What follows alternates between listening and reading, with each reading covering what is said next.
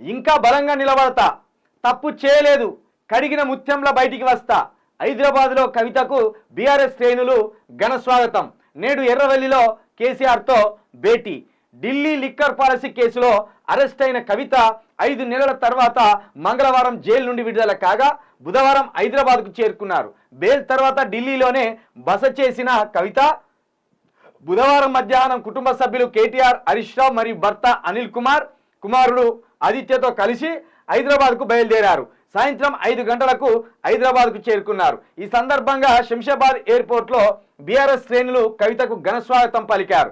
దీంతో ఎయిర్పోర్ట్ ప్రాంగణం అంతా గులాబీమయమైంది.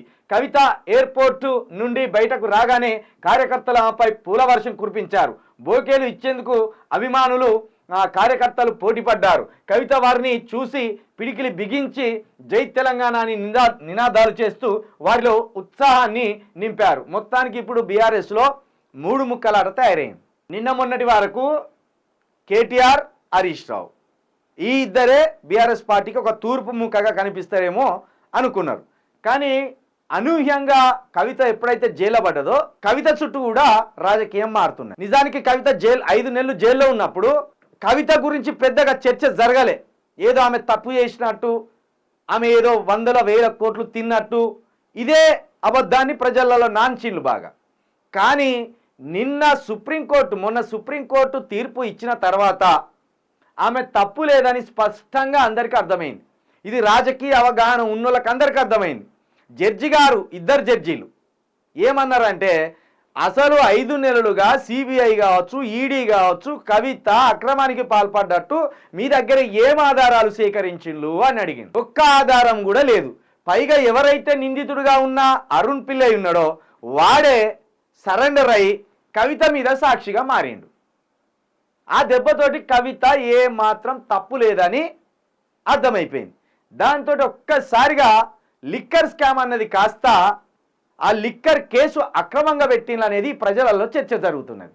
దీంతో అనూహ్యంగా లిక్కర్ కేసు కవితకు అనూహ్యమైన మైలేజ్ తెచ్చిపెట్టింది.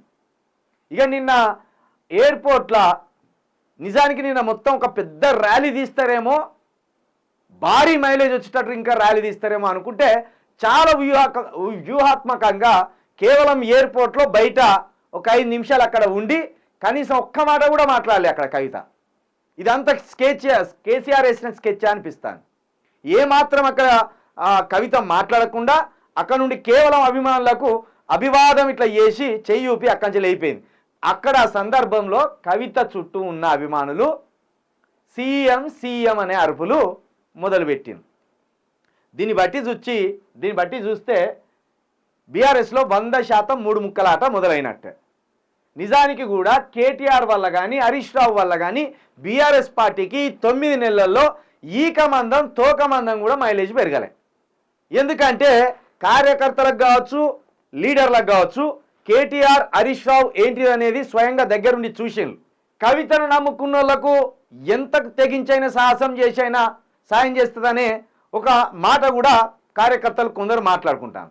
కాబట్టి ఇప్పుడు కవితనే ఈ బీఆర్ఎస్ పార్టీకి తూర్పు ముక్కగా ఉంటుంది. ఎందుకంటే జైల్లో పడ్డది కాబట్టి జైలు అనుభవాలను, అదేవిధంగా కాంగ్రెస్ బీజేపీ కలిసి ఎట్లా కుట్రలు చేస్తుందనేది ప్రజలకు కవిత ద్వారా చెప్తేనే బీఆర్ఎస్ పార్టీకి మైలేజ్ పెరుగుతాయని ఒక ఆలోచనతోటి ఇప్పుడు బీఆర్ఎస్ అధినేత కేసీఆర్ ఉన్నట్టు కూడా సమాచారం అందుతున్నది. కాబట్టి ఇప్పుడు ఇక 3 ముక్కలాట అవుతుంది. ఇటు బావ హరీష్ రావు, అన్న కేటీఆర్, చెల్లె కవిత, ఈ ముగ్గురు కలిసి ఇప్పుడు బీఆర్ఎస్ని ఎవరు ముందుకు తీసుకుపోతారనేది కూడా ఈ రానున్న రోజులలో తెలిసిపోతుంది. మొత్తానికైతే కవిత వైపు చాలా సింపతి వచ్చేసింది.